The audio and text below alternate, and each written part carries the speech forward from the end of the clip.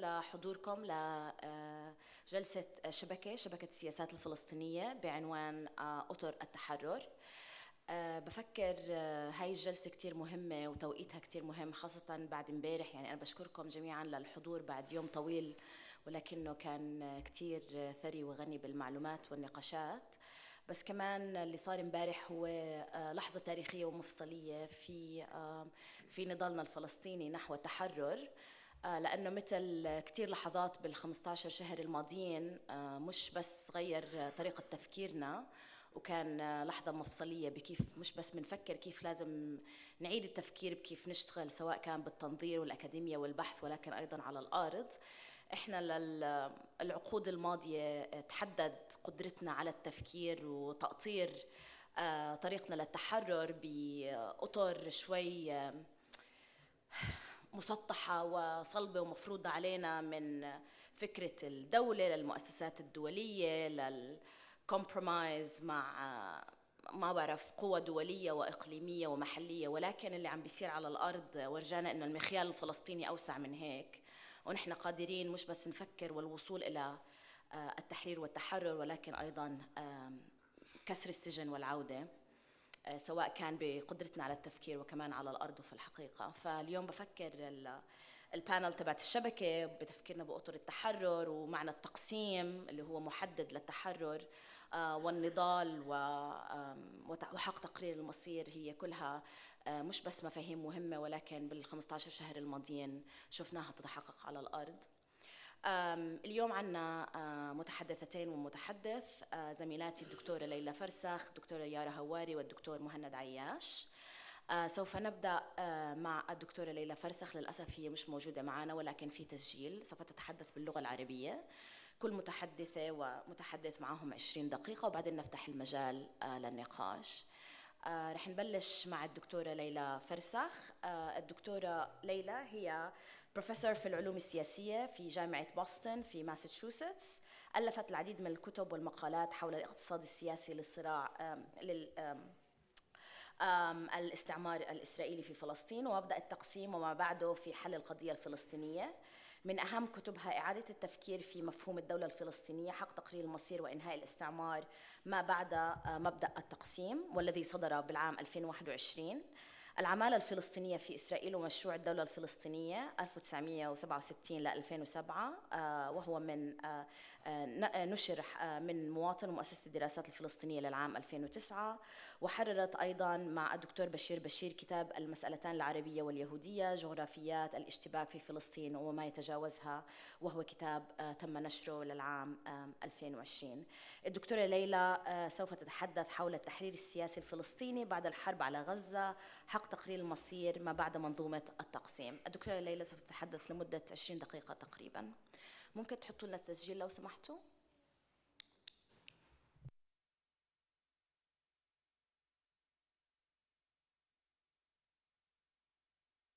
بعد تهجير ثلثين من الشعب الفلسطيني من أرضه. إن حرب الإبادة حول. شكرا جدا لاستضافتي في المنتدى السنوي لفلسطين. يؤسفني أنني لم أستطع أن أكون معكم وجاهيا، ولكن يسعدني أن أقدم لكم ملخص عن ورقتي الذي يدور عنوانه حول معنى التحرر الوطني الفلسطيني بعد الحرب على غزة. بالفعل، ما هو التحرر الوطني الفلسطيني في أعقاب الحرب الإبادة التي شنتها إسرائيل على غزة؟ في أعقاب نكبة جديدة يعيشها شعبنا في غزة، نكبة لم نتخيلها ممكنة في جيلنا، نكبة فاقت نكبة 48 بحجم الدمار والتهجير والقتل. فإلى يومنا هذا قد قتل أكثر من 47 ألف فلسطيني، منهم 17 ألف طفل، وأصيب أكثر من 110 ألاف جريح، وتم تهجير 90% من سكان غزة أكثر من مرة. فكيف لنا أن نتكلم عن مشروع الوطن الفلسطيني وتحديد معالمه بعد الدمار الذي خلفته هذه الحرب، وفي ظل الانقسام الذي لم تستطع هذه الحرب إنهاؤه، وفشل القيادة الفلسطينية في رام الله في حماية مدنييها وتمثيلهم بشرعية ووحدة وطنية، رغم المقاومة الباسلة التي دامت أكثر من 15 شهرا؟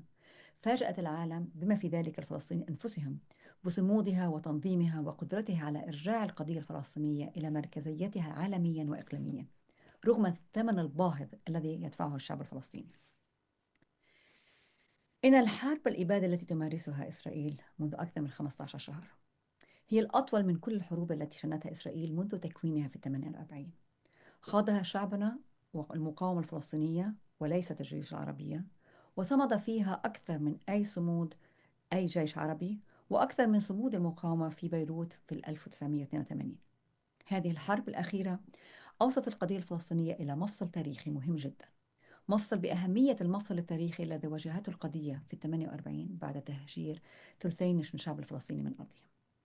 إن حرب الإبادة الإسرائيلية على غزة أعادتنا إلى نقطة البداية، إلى حرب 48 وليس إلى حرب 67، وبالتالي هزت المنظومة السياسية التي فرضتها إسرائيل والدول الغربية وأولها الولايات المتحدة بأن الصراع العربي الإسرائيلي محصور بعواقب حرب 67 وحله معتمد على مبدأ مقايضة الأرض للسلام كما أقره قرار الأمم المتحدة 242، وتم تبنيه في كل عملية سلام في المنطقة بما في ذلك عملية أوسلو. هذا المفصل التاريخي الذي أقحمته علينا حرب غزة يتطلب منا إعادة النظر في المشروع التحرر الفلسطيني الذي تبنته منظمة التحرير في 88 مع إعلان الاستقلال وقبولها بقرار مجلس الأمن 242 ومطالبتها بدولة فلسطينية في الضفة الغربية وغزة.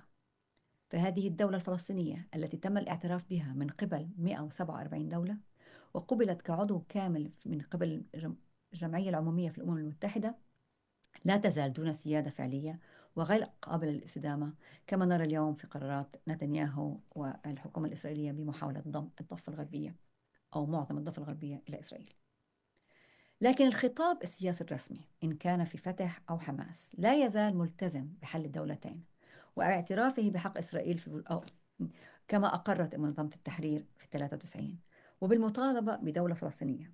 كما يركز الخطاب العربي والدولي الرسمي على أهمية تحقيق هذه الدولة لإنهاء الحرب المتواصلة من خلال خطة طريق جديدة تحاول الولايات المتحدة ترويجها مع دعم من الدول العربية متعددة. فالسؤال الذي يواجهنا اليوم هو تفسير هذا الإصرار على المطالبة بدولة فلسطينية في الضفة الغربية وقطاع غزة رغم استحالة تحقيقها عملياً. وما إذا كان يخدم هذا الإصرار على هذه الدولة، هل يخدم القضية الفلسطينية أو يساهم في تصفيتها بعد الحرب على غزة؟ هل لا يزال مشروع الدولة الفلسطينية الوسيلة الوحيدة للتحرر أم هو عقبة في تحقيق التحرر؟ إن الإنتاج المعرفي على مدار العقدين السابقين استفاض في معالجة هذه المسألة، مسألة أهمية تكوين دولة فلسطينية ولو على جزء من أرض فلسطين التاريخية، بقدر ما انتقد هذا المشروع وركز على مخاطره في تهميش القضية الفلسطينية ومحي فحواها التحرري. ما سأحاول القيام به في هذه المداخلة هو تفسير هذا التمسك الرسمي العربي والفلسطيني بمشروع الدولة، وما هو البديل له، بديل بوادره موجودة وتطالبنا الحرب على غزة بالتمعن به بجدية. فيما يتعلق بالمسألة الأولى، أي لماذا لا تزال القيادة الفلسطينية وفئة كبيرة من الشعب الفلسطيني خاصة في الضفة الغربية وقطاع غزة التمسك بمشروع الدولة رغم فشله؟ هناك جوابان. الأول متعلق بمفهوم الواقعية السياسية، فيجادل الكثيرون أن في ضوء الإجماع الدولي على التقسيم وحل الدولتين وحقيقة قوة إسرائيل العسكرية والاقتصادية ووصول ترامب إلى الحكم في أمريكا، يبقى خيار الدولة الفلسطينية في الضفة الغربية وقطاع غزة الخيار الواقعي الوحيد المتاح، ولذلك المهم التمسك به. ويرى الكثيرون أن الحرب على غزة خلقت الضغط اللازم لإقناع الولايات المتحدة وغيرها بضرورة تحقيق هذه الدولة لإنهاء الصراع وأيضا لحماية إسرائيل. فبالنسبة لهؤلاء الواقعيين الخيار اليوم ليس في التخلي عن فكرة الدولة أو حل الدولتين، وإنما في كيفية إجبار إسرائيل بالالتزام بالقرارات الدولية وممارسة الضغط عليها للاعتراف بهذه الدولة، إما عن طريق الدبلوماسية أو عن طريق الحرب أو عن طريق سياسات المقاطعة وغيرها. فتصبح الدولة الفلسطينية الثمن لانخراط إسرائيل في المنطقة من خلال إبرام اتفاقيات سلام بين إسرائيل ودول عربية كبرى، مثل ما يجري الحديث اليوم عن تحقيق أو محاولة إبرام اتفاقية بين إسرائيل والسعودية بعد أن يتم الاعتراف طريق واقعي أو خطة واقعية للوصول إلى دولة فلسطينية. لفهم هذه النظرة من الضروري أيضا الأخذ بعين الاعتبار البعد الاقتصادي السياسي لمشروع الدولة الفلسطينية كما فعلت في كتابي الأخير. فاستمرارية مشروع الدولة الفلسطينية ليس فقط مرتبط بموضوع الواقعية السياسية، وإنما مرتبط بمصالح مالية واقتصادية التي استثمرت في هذا المشروع، ليس على المستوى الفلسطيني فحسب، وإنما أيضا على المستوى الإقليمي والعالمي. فمشروع الدولة الفلسطينية ممول معتمد على رأس مال ورأس ماليين صنعوا أموالهم في الخليج، ويطبق مستقبلهم واستدامته مع هذه المصالح ورؤوس الأموال الإقليمية والدولية التي مهدت لها الاتفاقات الإبراهيمية في 2020. لكن من وجهة نظري هناك سبب آخر وراء تمسك الكثيرين بمشروع الدولة الفلسطينية، ذلك لأنه يؤكد ويحمي حق الشعب الفلسطيني في تقرير المصير، وبالتالي يؤكد على على وجودنا السياسي في إطار عملية سلام بدأت بإنكار حقوقنا الفلسطينية، كما فعل قرار 242 وقرار الأمم المتحدة 242. فقرار مجلس الأمن 242 في 67 والذي شكل حجر الأساس لكل اتفاقية سلام بين إسرائيل والدول العربية لا يذكر الفلسطينيين أو أي من حقوقهم، ويشير إليهم فقط على أنهم لاجئين بحاجة إلى حل إنساني، دون ذكر أي من القرارات الأممية المتعلقة بالقضية الفلسطينية مثل قرار 194 و 181. إن تمسك القيادة الفلسطينية بمشروع الدولة الفلسطينية إذن ناتج عن محاولة تأكيد أحقية الحقوق السياسية وليس فقط الإنسانية، الحقوق السياسية بما في ذلك حق التقرير المصير وحق العودة للشعب الفلسطيني. كان إذن لمشروع الدولة الفلسطينية دورا مهما لتثبيت وشرعنة الوجود السياسي الفلسطيني في ظل نظام دولي مبني على شرعية الدولة القومية وعلى دورها المركزي في حماية حقوق الشعوب، لكنه لم يكن كافيا لنيل الاستقلال، وذلك لسببين اثنين. الأول أن مشروع الدولة الفلسطينية كان جزءا من عملية سلام قائمة على فكرة التقسيم ومقتصرة على فهم وستفالي للسيادة، مفهوم مبني على هياكل إمبريالية ترسخ فكرة الهيمنة السياسية بدلا من مفاهيم العدالة والمساءلة والمساواة في تحديد مهام وصلاحيات أي دولة. ثانيا، مشروع الدولة الفلسطينية تم إنشاؤه على هيكل استعماري صهيوني مستمر ومتوسع، فلم يحاول مشروع الدولة الفلسطينية تفكيك الاستعمار الصهيوني بل قبل بالتعايش به، وبالتالي لم يكن بإمكانه إيقاف المستوطنات الإسرائيلية أو حماية المدنيين الفلسطينيين كما رأينا على مدار 30 سنة الماضية، وكما نرى اليوم مع حرب الإبادة على غزة. إن القبول الرسمي الفلسطيني بالصهيونية سمح بامتداد الاستعمار العنصري في كل فلسطين، وأدى إلى توسيع الانقسام والتفتت السياسي والاجتماعي الفلسطيني، وأوشك بتهميش القضية الفلسطينية وتفريغها من فحواها الأساسي وهدفها المركزي، ألا وهو الحرية وحق تقرير المصير والعدالة.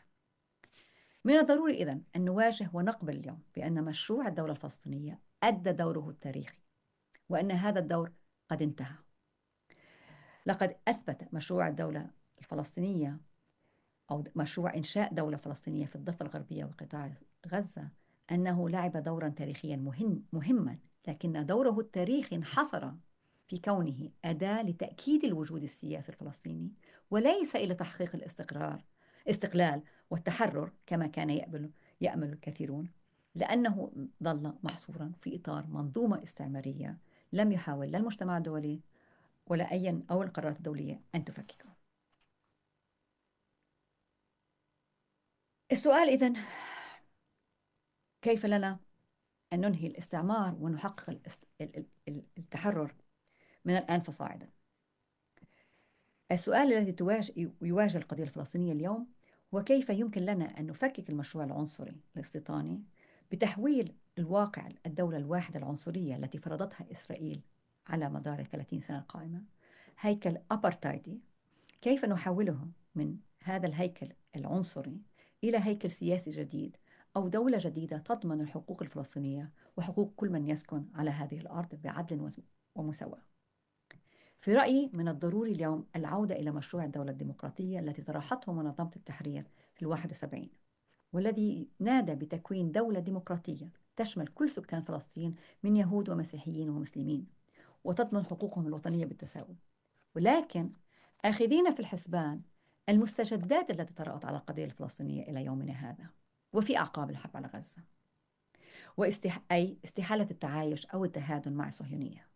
لكن أيضا من الضروري إعادة صياغة مشروع الدولة الواحدة من تحديد شكله الدستوري الذي لم يعرف ببرنامج 71، وتحديد الآلية السياسية لتبني وترويج هذه الدولة، وكيف سنتعامل مع وجود 7 مليون يهودي إسرائيلي يعيشون في فلسطين التاريخية، يساوي عددهم عدد الفلسطينيين القانتين على أراضيهم.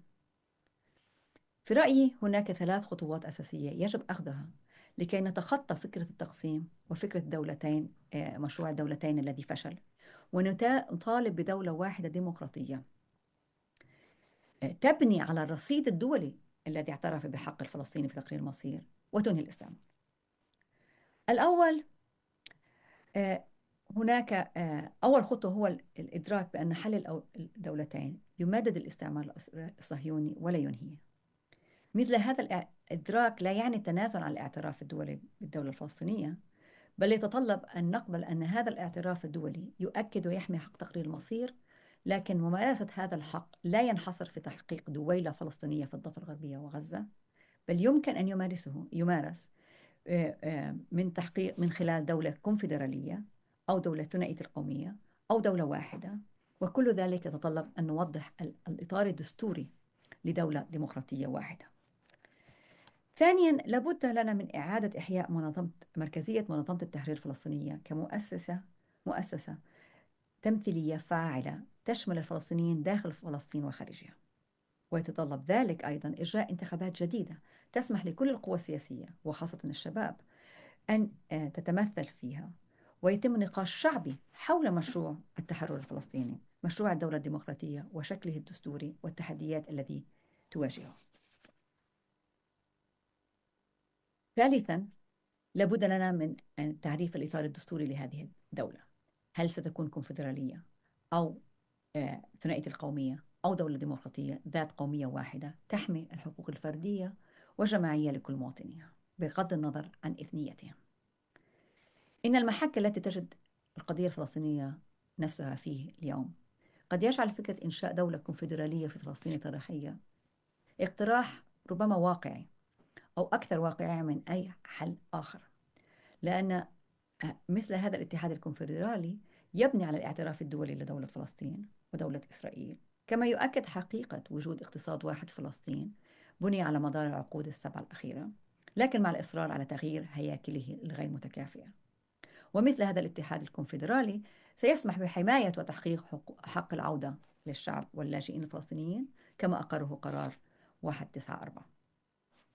قد يجادل الكثيرون أن مثل هذا الاقتراح لن تقبل به إسرائيل وبالتالي ليس عملي، لكن هذا الرفض الإسرائيلي يجب أن لا يكون العذر لعدم التفكير في كيف لنا أن نعرض مشروعا تحرري في فلسطين اليوم.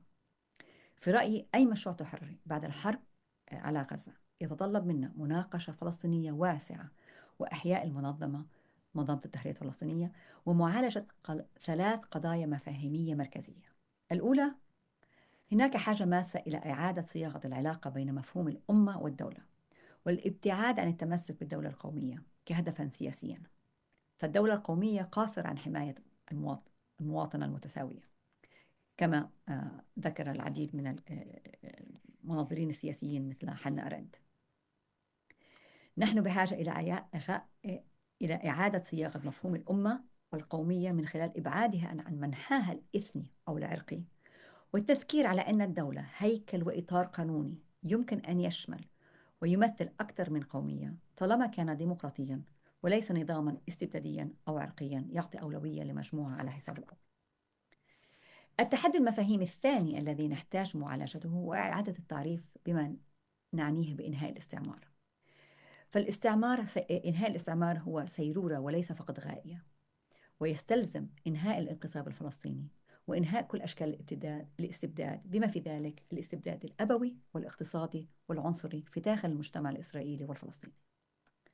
أما التحدي الثالث الذي يجب على أي حل سياسي واقعي بديل لحل الدولتين أن يتطرق إليه هو تعريف كيف سنتعامل، تحديد شكله الديمقراطي، وكيف سنتعامل مع اختلافاتنا السياسية والإثنية والاقتصادية في فلسطين. الطريق أمامنا لا يزال طويلا وصعبا، في ظل خاصة في ظل استمرار الانقسام السياسي والدور العربي في محاولة تصفية المقاومة بدل حمايتها. لكن هذه الحرب أظهرت إصرار الفلسطينيين على البقاء على أراضيهم، وعلى أهمية المقاومة الفلسطينية، وأيضا على مركزية القضية الفلسطينية محليا وإقليميا ودوليا، وعلى استحالة تصفية القضية، تصفية يرفضها الشعب الفلسطيني ويصدها بشجاعة وثمن باهظ. لابد لنا أن نعيد تعريف مشروعنا الوطن الفلسطيني بمطالبة بدولة ديمقراطية تحمي وحدة الشعب والأرض والقضية الفلسطينية، وتحرر كل من هو على فلسطين، يحمي حق العودة لكل من هجر من فلسطين. شكرا جزيلا.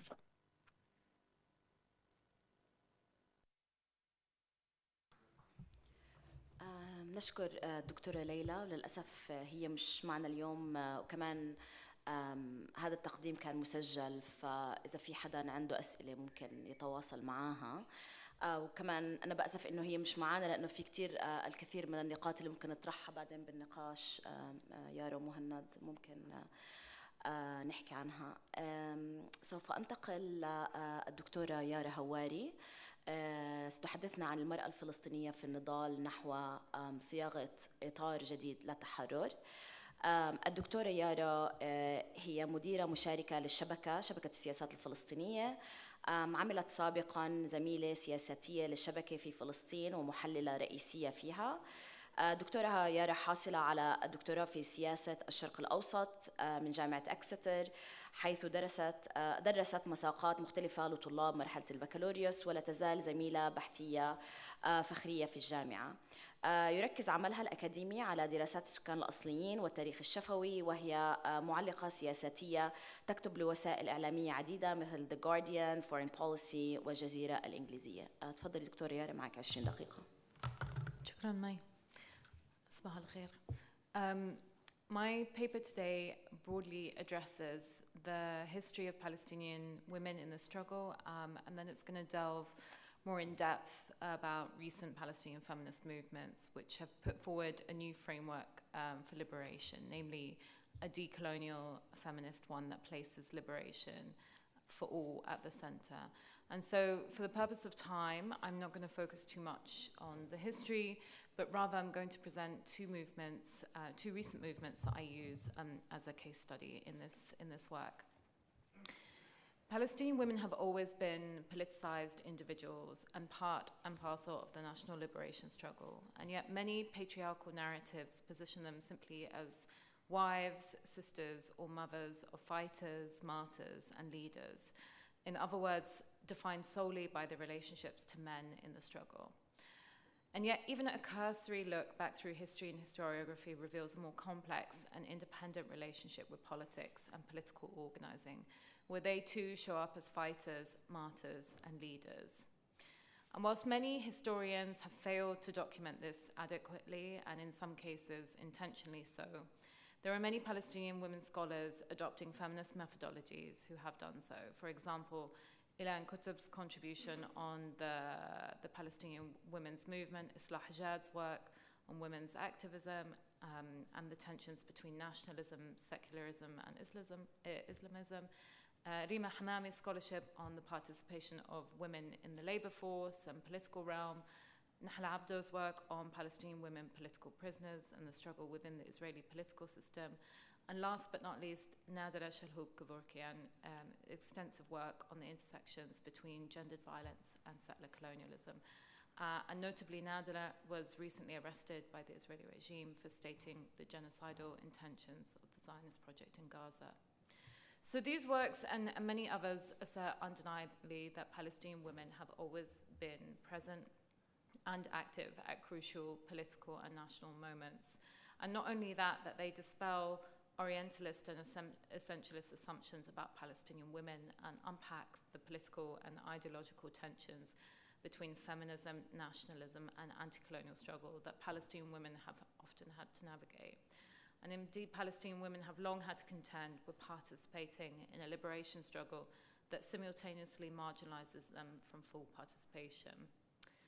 The level of participation of Palestinian women, of course, has not followed an upward trajectory, as one might assume. Rather, it's gone through ups and downs, and it's reflected wider societal trends in social norms and political transformations. So this morning, rather than detail this chronology of feminist struggle, I'm going to focus on unpacking feminism, Palestinian feminism, as both an analytical lens and a political project, and in particular, the recent re-emergence of decolonial Palestinian feminism. And this paper of mine has been particularly inspired by the scholarships of women I previously mentioned, but also the work of Sarah Hmoud, Wala al-Qaysiyya, and Nada Ilya. So just to give you an example, Sarah Hmoud describes decolonial Palestinian feminism as the following: an analytic and praxis rooted in women's resistance histories from the turn of the 19th century, when Palestinians first resisted Zionist settlers, to the changing Palestinian women's resistance movements through the First and Second Intifadas, the struggle against the Palestinian Authority and neoliberalism for queer liberation, and in relation and parallel interconnected movements in the diaspora. And so today, as I mentioned, I'm going to present two examples of more recent Palestinian feminist organizing and how they embodied and continue to embody this kind of decolonial Palestinian feminism in terms of both ideology and praxis. And so the two examples I'm going to talk about are Tal'at and the Palestinian Feminist Collective. I'll refer to it as PFC from here in. And the former was a movement that arose in cities across Palestine in 2019, and the latter is a collective that was established by Palestinian women in the US a couple of years after. So the catalyst for the emergence of Tal'at was in August 2019, when a young Palestinian woman, Isra Ghraib, was killed by her family members in Bethlehem. Isra was initially beaten at home and then finally beaten to death in hospital, where her cries for help were ignored by the hospital staff, deliberately so. The brutality of the murder at the hands of her family and the institutional complicity from the hospital enraged many Palestinian women and resulted in the establishment of Tal'at. In Arabic, as I'm sure you're all aware, Tal'at means to step out or go out, and the name captures the frustration of Palestinian women not only being excluded from the liberation struggle, but also facing violence and restrictions from within the community. On the 26th of September 2019, over a month after Isra's killing, women from cities across Palestine, including Ramallah, Haifa, Jerusalem, Nazareth, Gaza City, hit the streets in rage under the banner of Tal'at, and with the slogan, "There is no free homeland without free women." With this slogan, they rejected the notion that violence towards women within the Palestinian community could be separated from the wider context of Israeli settler colonialism. They pushed back against Western and local media framings of their movement as a protest against honor killings, and insisted on an intersectional and nuanced understanding of the context in which Palestinian women live and struggle. That is, that intercommunal violence towards women and girls is part and parcel of the settler colonial reality. The slogan was also reflective of the disillusionment with the Palestinian National Project and the inclusion of women and feminism in it, particularly following the Oslo Accords, which transformed the Palestinian National Project from its revolutionary decolonial origins to that of a state-building project. And this is, of course, not to say that prior to Oslo, the Palestinian National Project was one that adopted radical feminist thought. Quite the opposite. In fact, women have always been marginalized from the struggle, and even among the so-called radical left, it was common to hear that feminism was a secondary goal to liberation rather than being part and parcel of it. And indeed, there's the whole wealth of literature that dissects this tension between nationalism and feminism over the decades. But the fact remains that the Oslo Accords had a serious impact of further marginalization of women from the political project, which is often whitewashed by false indicators of inclusion, such as gender quotas in ministries and the creation of women's units in the security services. And so Tal'at's slogan of "there can be no free homeland without free women" aptly places women at the center of the liberation discourse. and in of itself challenges Palestinian nationalism. Following the initial demonstration against the killing of Isra, the movement established decentralized groups in Haifa, Jerusalem, Ramallah, and beyond.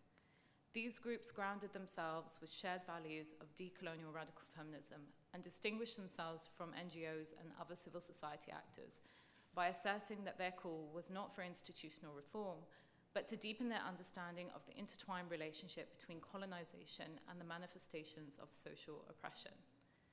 Their ambitious goal was to bring Palestinian women together under one umbrella in a decentralized and also defragmented space of feminist political activism. Over several years, the movement's activists participated in political demonstrations. They were at the forefront of what was known as the Unity Intifada in 2021, and other activities around social issues, including that of political prisoners and community efforts during the COVID pandemic. While the group is no longer active, it sparked a new wave of feminist political organizing, and its legacy continues to be a significant source of inspiration. And indeed, in March 2021, the Palestinian Feminist Collective, the PFC, a US-based movement, launched its first campaign, Palestine is a Feminist Issue, and they themselves said that they were heavily inspired by Talat.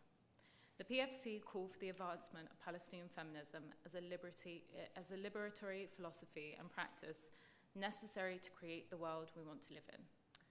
They are still active to this day. They're mostly Palestinian and Arab feminist activists, organizers, practitioners, creators, thinkers, scholars, all based on Turtle Island, the unceded lands of North America.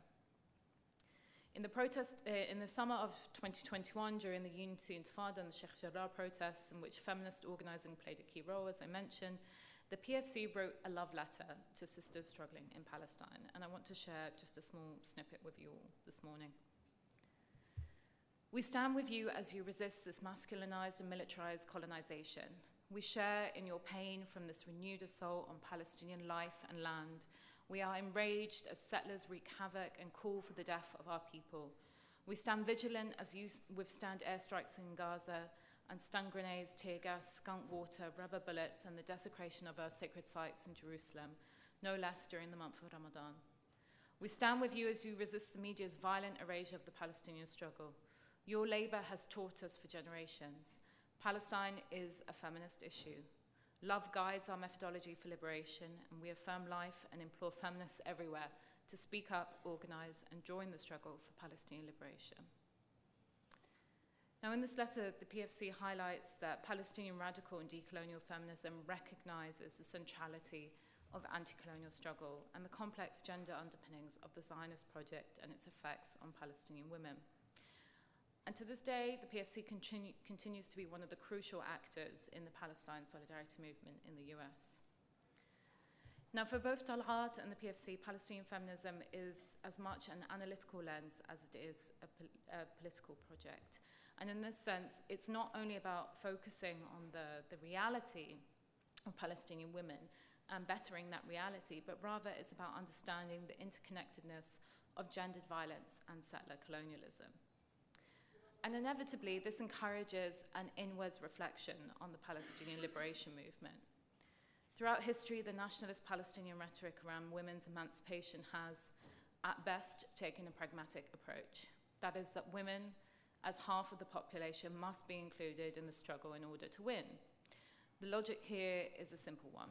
The more people, the more successful the revolution or the liberation struggle. And there is a long history of other revolutionary and liberation struggles taking a similar approach. A much more common approach, however, has been to dismiss women's emancipation as a secondary issue to be fully dealt with after liberation. And in both instances, Palestinian women are treated as inherently inferior to their male comrades. Even in spaces outside of the corrupt political institutions of the PA, the veneer of inclusion and quotas for Palestinian women continue to be the modus operandi. The absence of a commitment from the liberation movement to place women's liberation at the forefront of the struggle places an unfair burden on Palestinian women themselves to push it to the forefront, which they have actively done so for over 7 decades. And so I argue that movements like Talat and the Palestinian Feminist Collective exemplify the potential of decolonial feminist praxis to reshape the liberation struggle by challenging both patriarchal nationalism and settler colonialism at the same time. They present a liberatory vision rooted in justice, equality, and true emancipation for all Palestinians. And importantly, their ideology and political thinking is not relegated to an abstract realm. Rather, it's rooted in a grassroots praxis which sees their members at the forefront of protests, community actions, and even incarcerated in Israeli jails. These movements have marked a new dawn for the Palestinian feminist movement. Once again, they have attempted to force a revolutionary feminist discourse onto the political agenda. Thank you.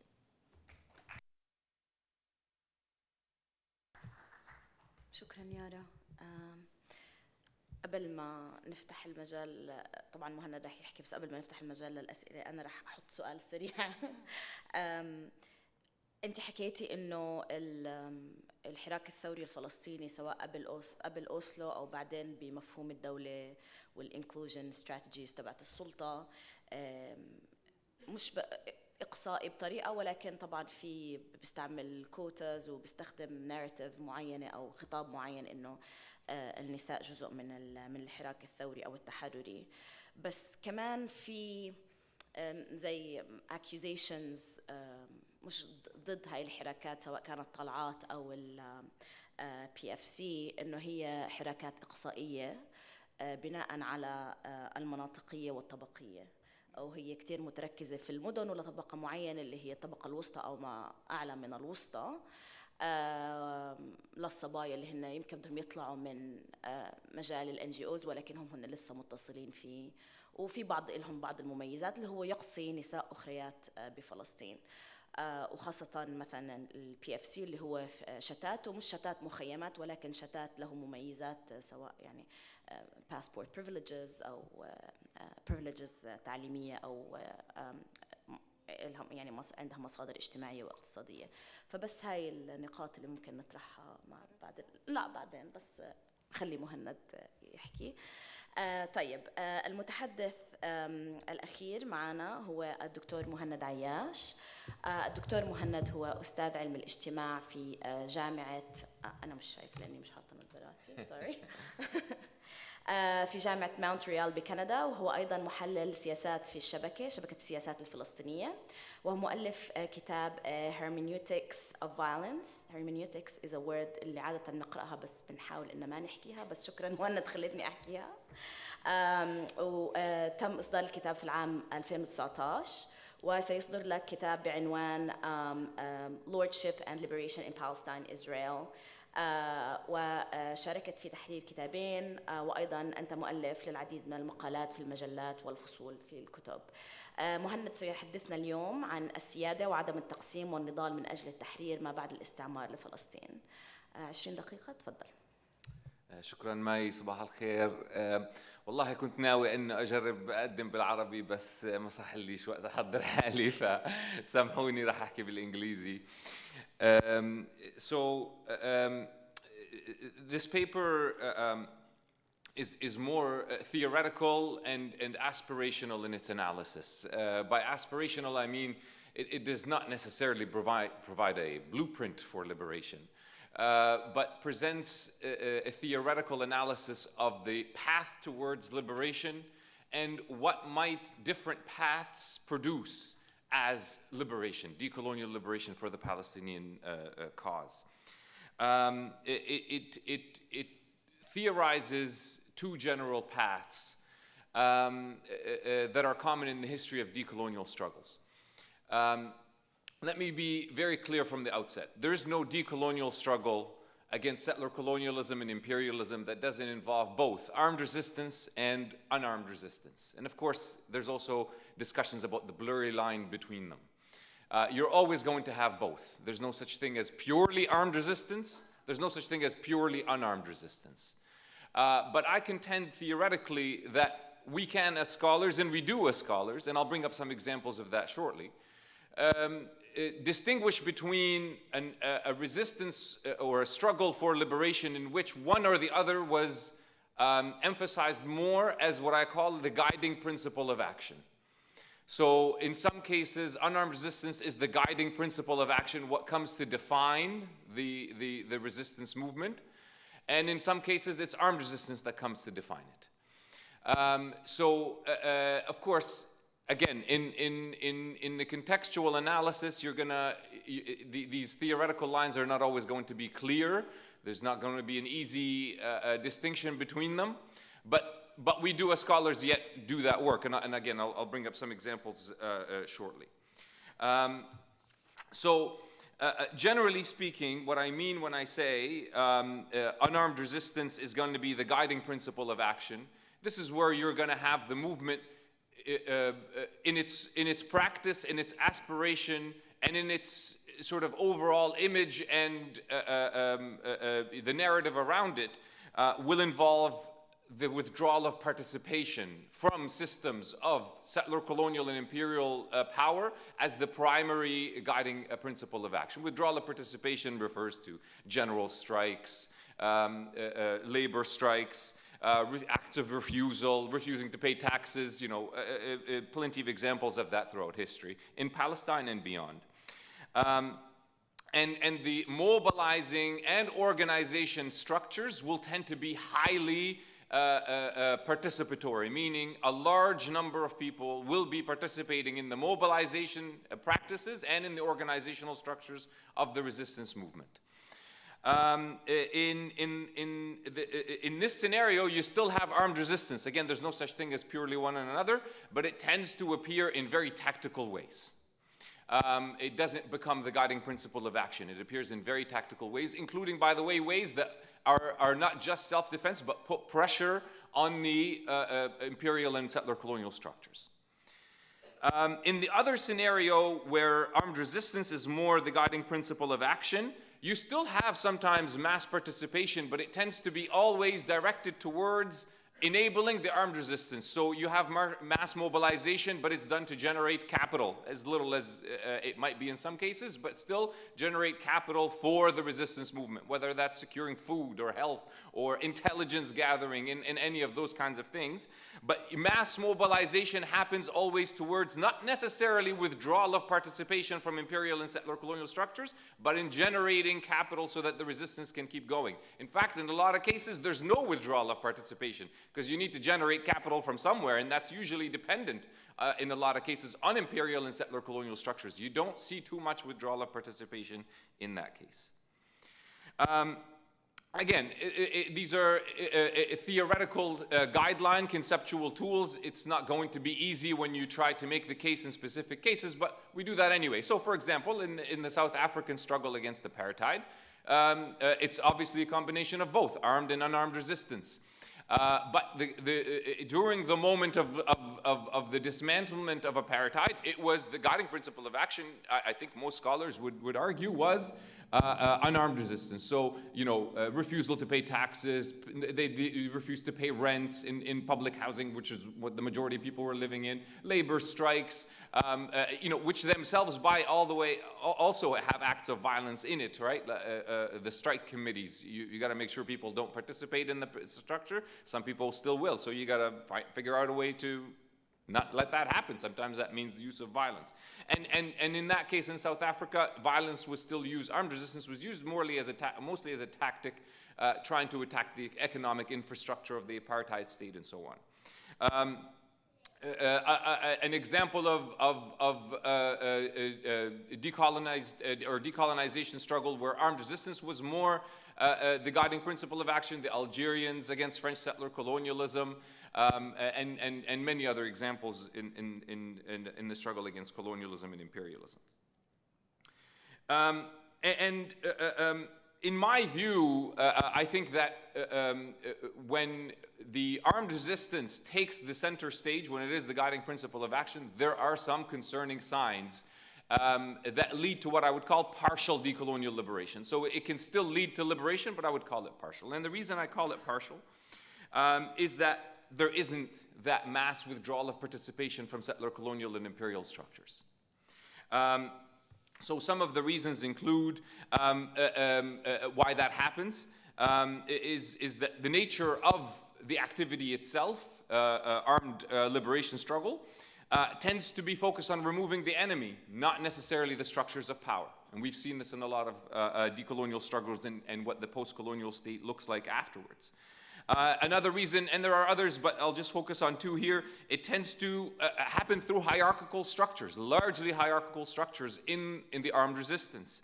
And it's very difficult to dismantle those in the post-liberation moment, as we see in many post-colonial authoritarian regimes today. You know, there are certain dynamics to the use of violence, I believe, that suggest that it becomes very difficult in the moment of liberation to avoid the rise of authoritarian regimes, precisely because violence was so effective at overthrowing the settler colonial and imperial regimes. It becomes implanted in the political structure of the emerging state that violence works, violence can be used to build liberation. You tend to find, you know, a very slippery slope of groups then coming to the conclusion that, since violence was the only means of overthrowing the imperial and settler colonial regime, violence is the only way of maintaining the counter-revolutionaries or the counter-movement from the imperial structures, and so on and so forth. So it tends to maintain its presence in the political and social structures of the post-colonial states. But like I said, this still qualifies as partial liberation. If it means the end of Israeli settler colonialism, it's still a liberation. It's just partial because what emerges out of that is likely to maintain some of those settler colonial structures. They will not be challenged. Just, you know, we shouldn't expect that to look different in Palestine than it did in Algeria or any other place. It fails to create an alternative structure to imperialism and settler colonialism, and what I would argue, the really big picture here is it does not present an alternative to the world of colonial modernity. In contrast, when the guiding principle of action is unarmed resistance, by its nature, for that to work, it needs mass withdrawal of participation. And mass withdrawal of participation necessitates mass mobilization structures and a different kind of organizational structure to take hold for mass mobilization to actually work. Now, that doesn't guarantee you full decolonial liberation, as we see in this case of South Africa. Which has failed to properly decolonize. You can see today, you know, racial, economic, and spatial segregation and apartheid are alive and well in South Africa. Nothing is guaranteed here, but I believe that this path gives you a better shot because precisely in the resistance moment itself, you are creating structures, politically and socially, that are alternative to the world of colonial modernity. And I think that you see two big examples of that in Palestinian resistance, of mass withdrawal of participation in the 1930s and in the First Intifada. And I think in the First Intifada you have the popular committees as an excellent example of that kind of mass mobilization that I'm kind of referring to. And it's no coincidence, by the way, that women and the women's movement was a critical aspect of those popular committees in the First Intifada. Without the women's movement's years of experience at a different kind of mobilizing system and a organizational structure, the popular committees don't look the way that they ended up looking in the First Intifada. And some of the scholars that Yara mentioned are key in making that argument, and I think in a very convincing way.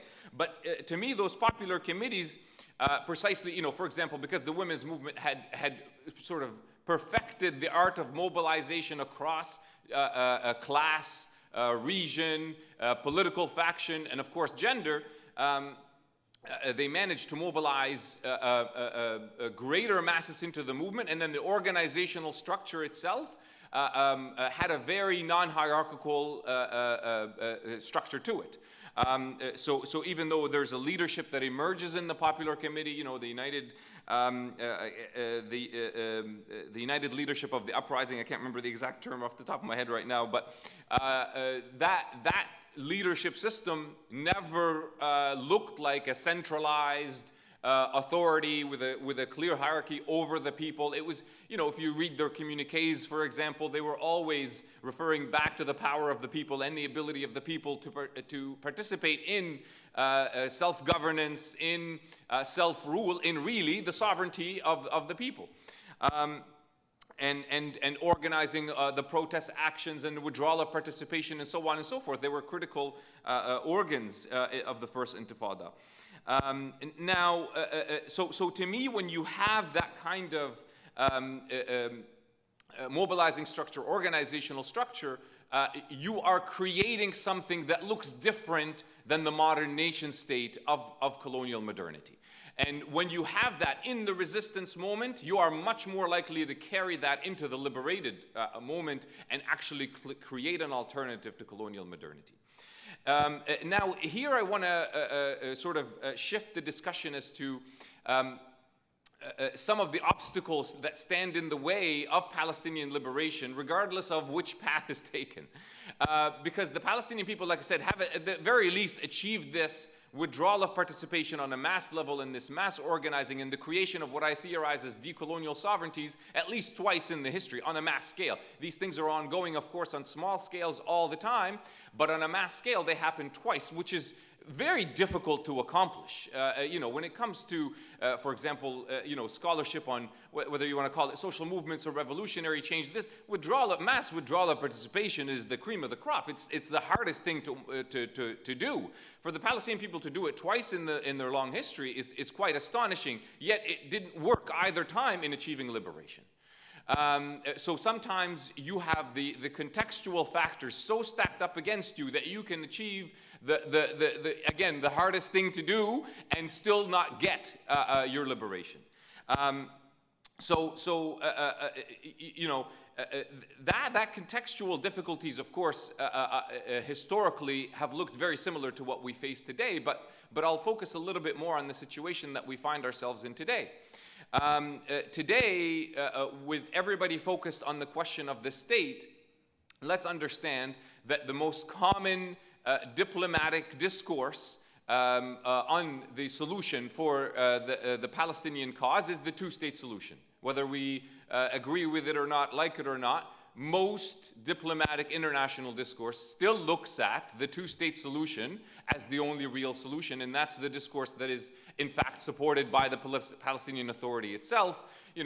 Countries around the world, including South Africa, China, the Arab world, when they talk about the solution, they just go two-state solution. That's it.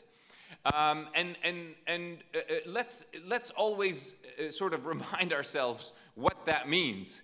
Because although we all know what the facts of that are in this room, I think a lot of these facts have we've lost the gravity of what they actually mean because we've said them so many times. Two-state solution mean we've given up on 78% of Palestine. It's the biggest capitulation, really, to the settler colonial regime that you can imagine.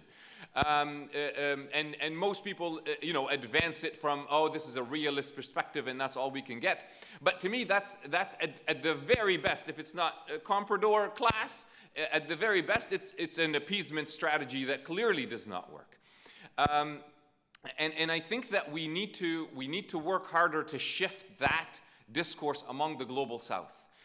And to explain to the global South and to ourselves as well, and the Arab world in clearer terms, why it is that this discourse of the two-state solution is in fact appeasement to settler colonialism and imperialism, and will never lead to any kind of real decolonial liberation for Palestine. So how do we make that case? Part of what we're seeing in this moment is that many countries in the global South are again using the language of anti-imperialism and anti-colonialism to talk about Palestine in official state discourse at official international institutions like the International Court of Justice. That has kind of disappeared for a long time. It came back over the last year or so. And I think we need to take advantage of that and push that line and remind everyone that the Palestinian struggle is an anti-imperialist struggle. is an anti-colonial struggle, is part and parcel of the unfinished project of decolonization against this age of colonial modernity.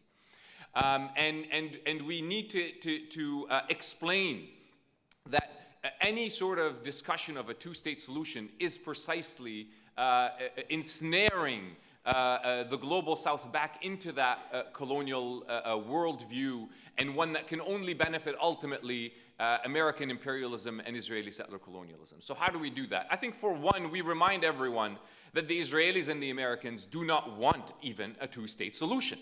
This should be so obvious now, but somehow it still isn't.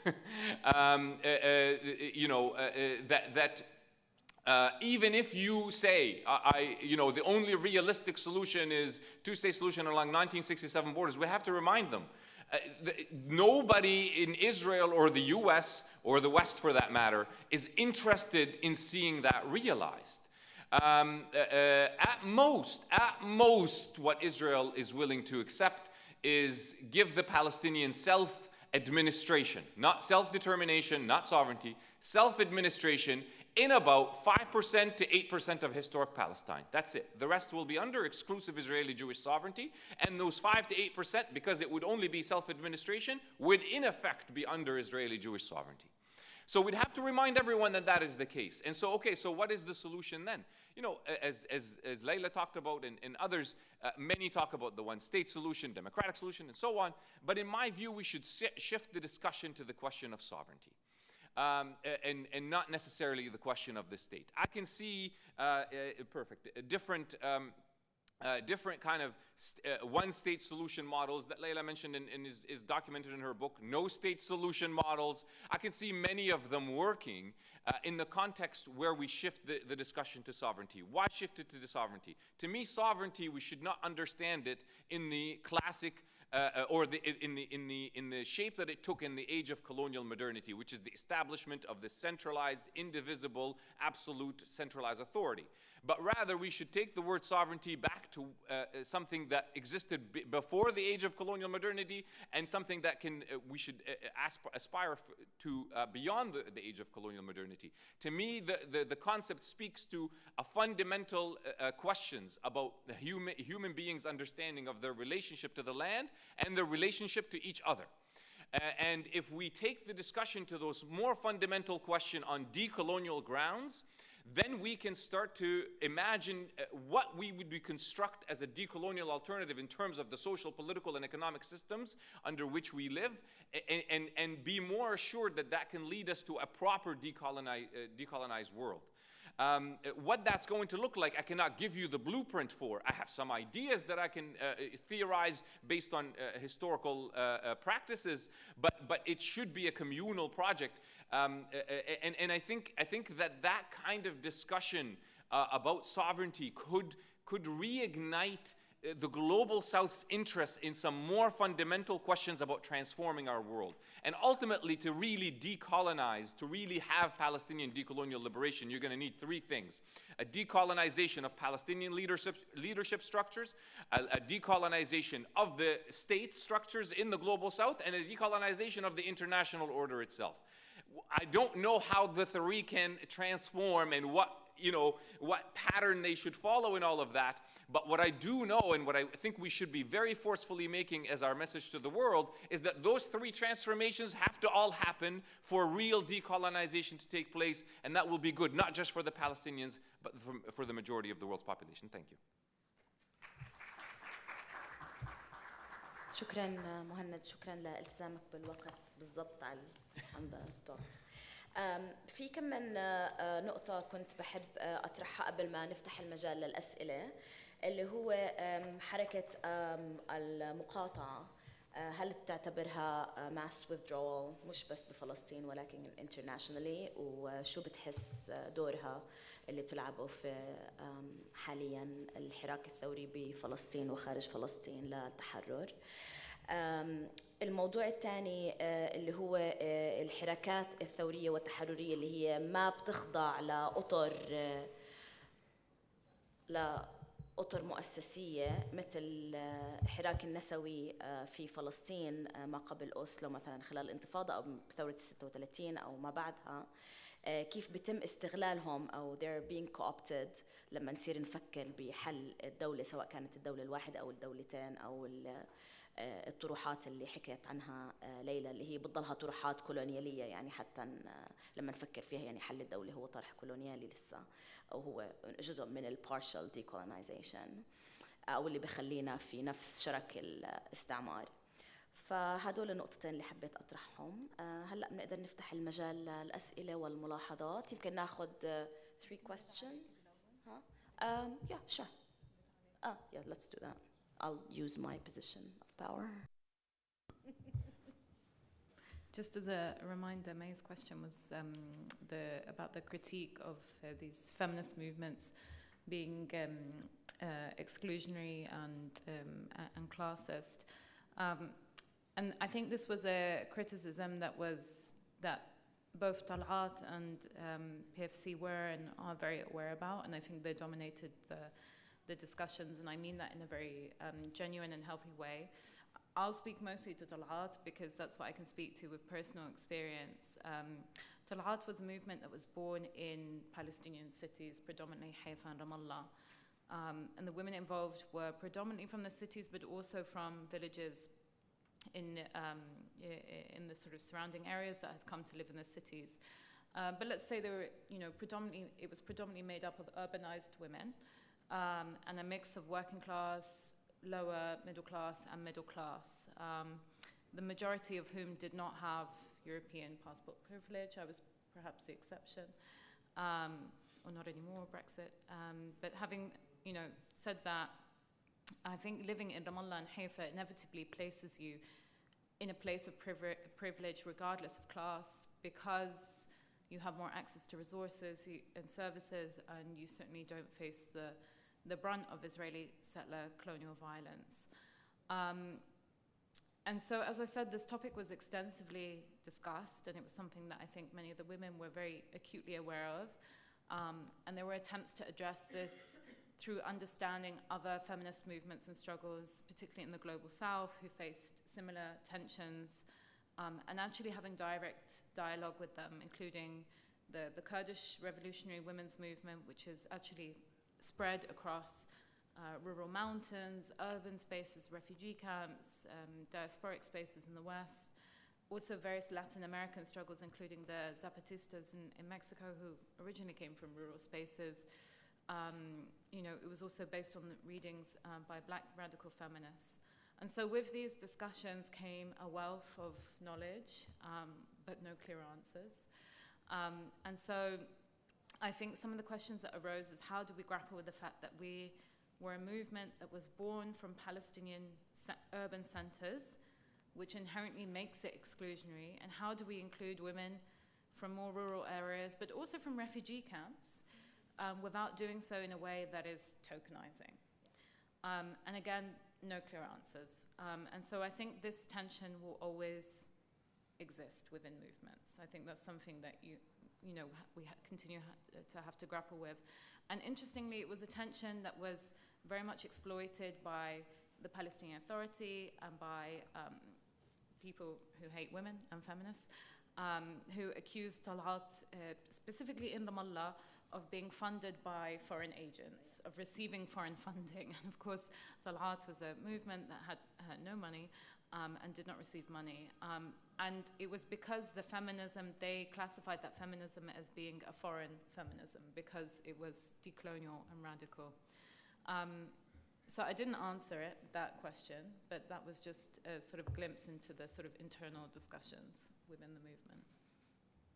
Thank you, Yara. And as was said before, it's always a process, and the good thing is that we create these spaces for discussion other than actually giving answers that would be all actually exclusionary and will end the discussion. So thank you so much.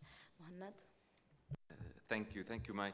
So when it comes to withdrawal of participation on the international level, absolutely that is necessary. So withdrawal of participation does two things. One, it weakens the imperial and settler colonial structures.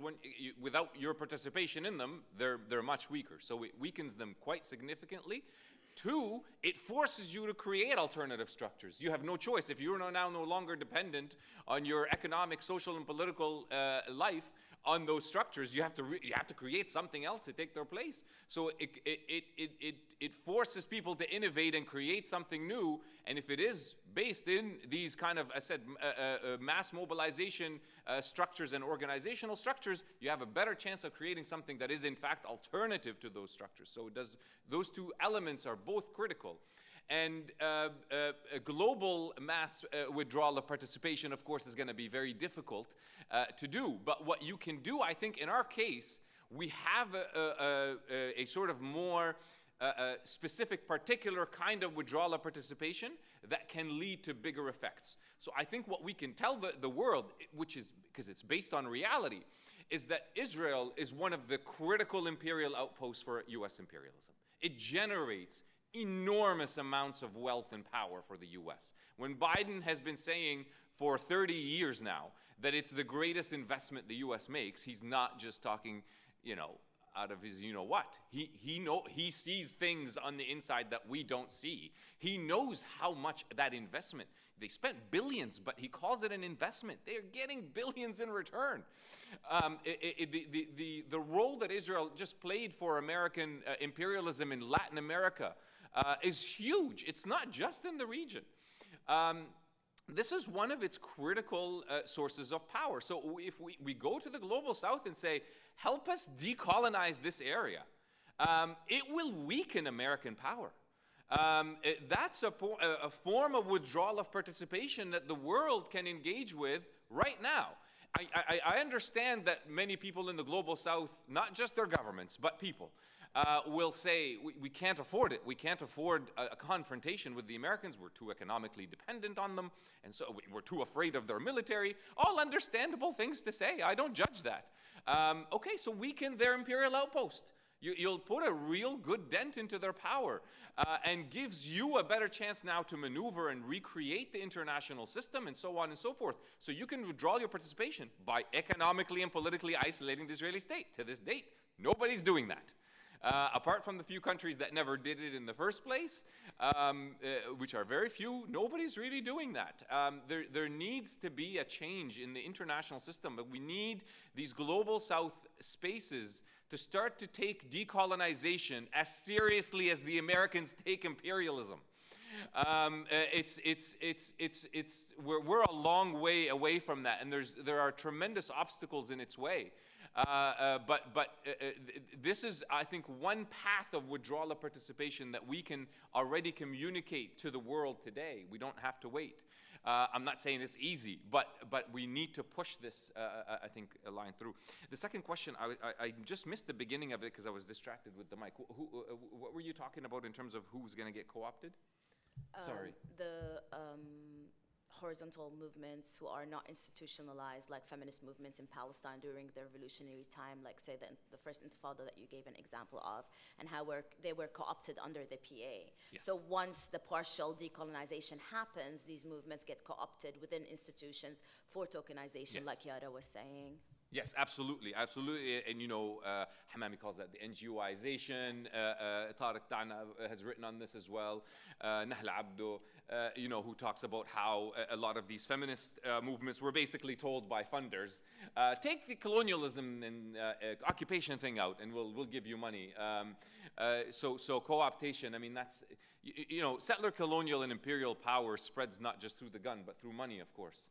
And that's one of the huge problems, so that withdrawal of participation needs to be really firm when it commits to that, and that to me still is the best chance at avoiding that outcome. But again, it's not a guarantee. So in South Africa, there's massive withdrawal of participation, but at the moment of liberation, the Americans come and say, okay, lay off on economic, like ending of economic apartheid. If you don't, no funding from us. And their hands were forced.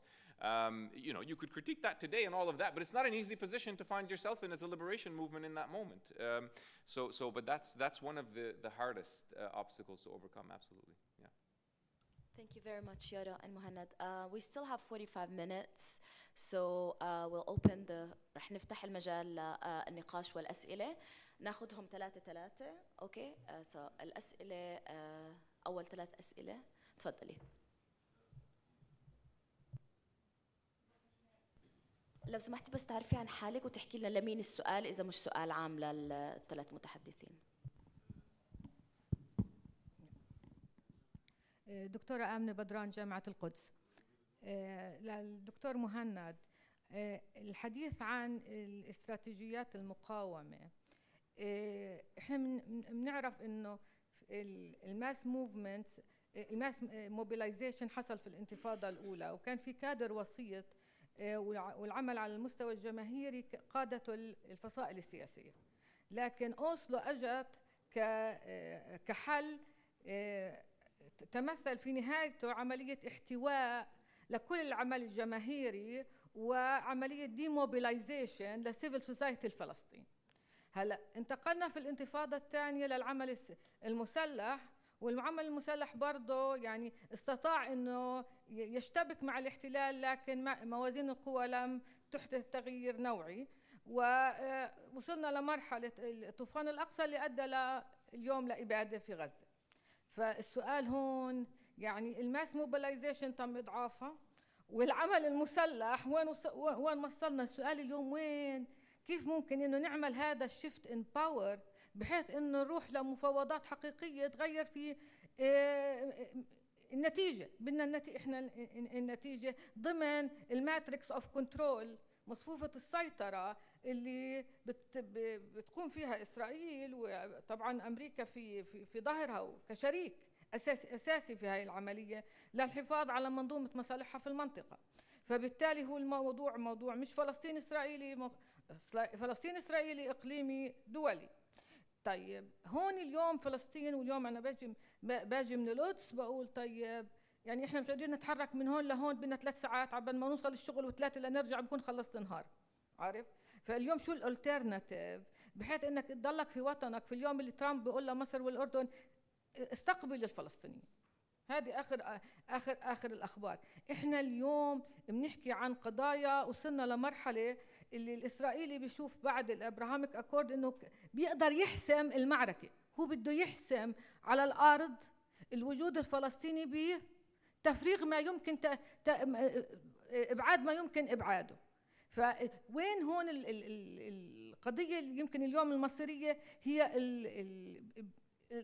تقوية الناس والبقاء وبناء منافذ مش بس الصمود والصمود المقاوم في ظل كل هاي هذا، بعيدا عن كنا انا وياك يعني ممكن نكون قرانا النظريات السياسيه هاي، بس اليوم على الواقع شو الواحد بيقدر يعمل.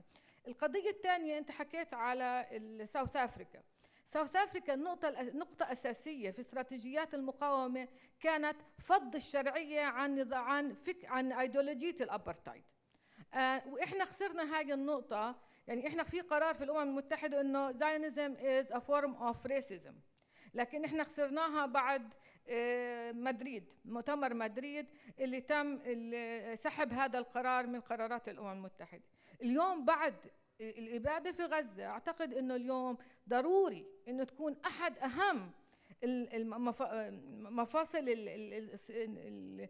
المقاومه هي فض الشرعيه عن الصهيونيه وديليجيتمايز زايونيزم، لانه هي رأس الموضوع. اذا انت اضعفتها واذا انت خلقت الكاونتر او الترناتيف ناراتيف اللي هو بيقول هون تكمن المشكله، this is not democracy, this is not legitimate, يعني هون انت بتعمل ديكولونايزيشن للفكره.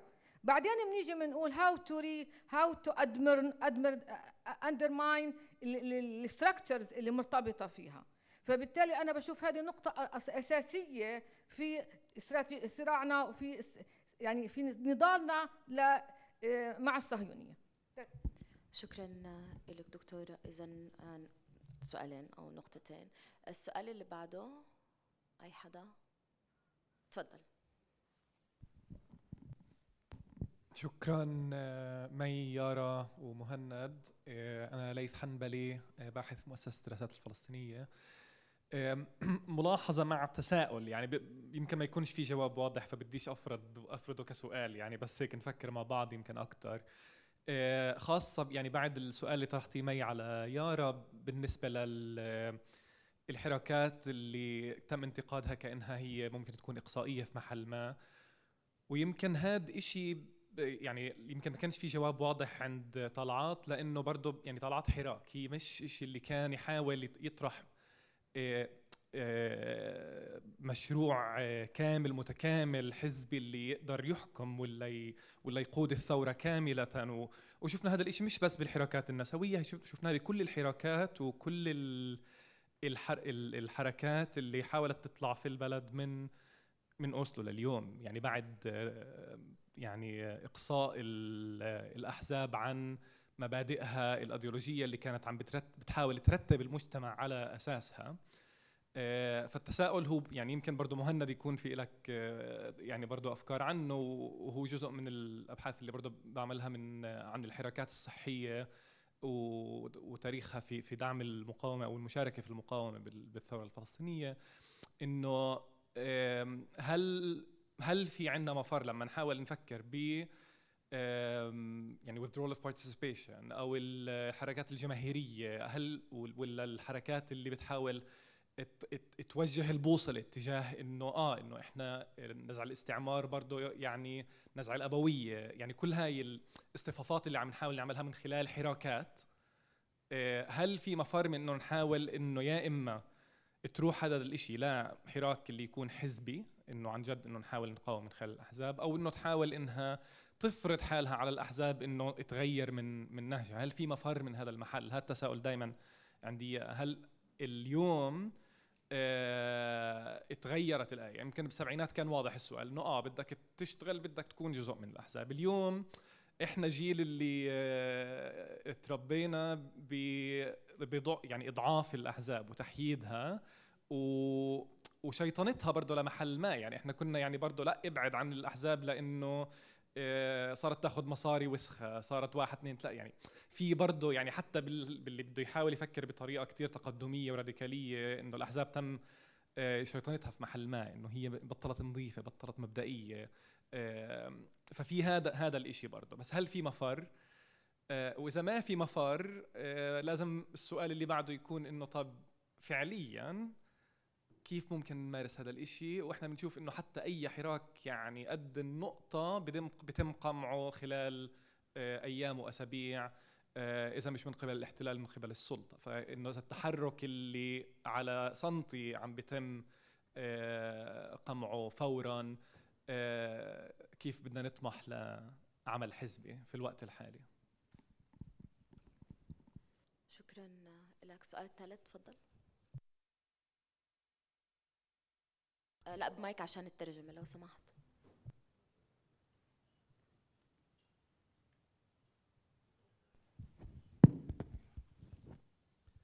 طيب يعطيكم العافية. يعني حتى نحكي عن التحرر بالحالة الوطنية الفلسطينية يجب إعادة صياغة المعادلة الداخلية في المجتمع الفلسطيني، بمعنى أنه أوسلو رسم مسار عنوانه المفاوضات وسلطة تتحول إلى دولة. هذا انتهى في 4/5/99، وواضح من خلال ما بعد ذلك أن كل الممارسات الاحتلالية من استيطان وتهويد وكانتونات ومعازل وأخيرا الجنوسايد على قطاع غزة هو هدفه استكمال المشروع الصهيوني بإبادة الشعب الفلسطيني وتهجيره. وبالتالي الحديث عن أشكال التحرر الوطني هي أشكال متعددة وأشكال مشروعة جميعها، لكن كيف بدنا نخوض عملية التحرر الوطني في ظل بنية نظام ما زال يراهن على المفاوضات كمسيرة وحيدة وكمسار وحيد، وبالمقابل وهذا خطف الشعب الفلسطيني لأكثر من 30 سنة استخدموا الاحتلال كغطاء لتعميق الاستيطان وفرض منظومة معازل وبنتستنات، وفي نفس الوقت طوفان الأقصى رغم مشروعية الكفاح الوطني المسلح حسب القانون الدولي، لأننا لا نناقش الشرعية ولكن نناقش غياب حالة المشاركة الشعبية في صناعة أشكال التحرر الوطني، سواء بالشكل التفاوض النخبوي أو بالشكل المسلح النخبوي. هذان الشكلان اللي هم عكس بعضهم البعض، كيف في إمكانية أنهم يتكاملوا، وكيف في إمكانية نبدع بأشكال نضالية جديدة، استثمار حركات التضامن الشعبي الدولي، توظيف القانون الدولي ومنظومة حقوق الإنسان، نزع الشرعية عن الصهيونية كمساوية للإبادة الجماعية ومش بس للتمييز العنصري، استثمار قرار الاستشاري لمحكمة العدل الدولية اللي أكد كل الإجراءات باطلة وإسرائيل دولة تمييز عنصري وبتمارس الاستيطان والأبرتايد وكل هاي الأمور، وأيضا الاستثمار بما يتعلق بالاعترافات الدولية بحق تقرير المصير للشعب الفلسطيني. وأساس الكفاح الوطني الآن بده قضيتين برأيي: إعادة هيكلة الحركة الوطنية الفلسطينية، بمعنى أن ندرك أننا في مرحلة تحرر وطني تتطلب صمود مقاوم وتتطلب أشكال مبدعة ذكية قادرة على استعطاف العالم وتحيد عملية تكتيل الصهيونية للقوى الاستعمارية تحت شعار الخطر الوجودي اللي أخذ كمبرر للجنوسايد على قطاع غزة، في الكفاح القانوني، الكفاح السياسي، الكفاح الدبلوماسي، ولكن شرطية ذلك كله تقع على محور واحد أساسي: إعادة هيكلة الحركة الوطنية، بمعنى منظمة التحرير كجبهة وطنية عريضة تتعزز بها المشاركة الشعبية. وبهذه الحالة بصير في استيعاب لكل مبادرات الشباب والنساء والعمال، وإعادة الحيوية لبنية المجتمع الفلسطيني كما كانت إبان بدايات التحرر الوطني، لما كانت اتحادات الشعبية التابعة لمنظمة التحرير تلعب دور توحيدي للهوية الوطنية الفلسطينية، اتحاد الكتاب على سبيل المثال، وتلعب دور استقطابي للمتضامنين الدوليين مع حقوق شعبنا، وتنزع الشرعية عن ممارسات الصهيونية والاحتلال. بمعنى الموضوع بحاجة إلى ترتيبات في البيت الداخلي الفلسطيني وإبداعات بأشكال النضال التي لا تأخذ بعين الاعتبار البعد النخبوي الفئوي، بل التشاركية الشعبية المبنية على قدرة الشعب على الصمود وإلحاق الخسائر بالخصم، وليس العكس، بمعنى إرهاق المجتمع ودفعه باتجاه الهجرة الطوعية أو القسرية. شكرا لك، شكرا على الملاحظة.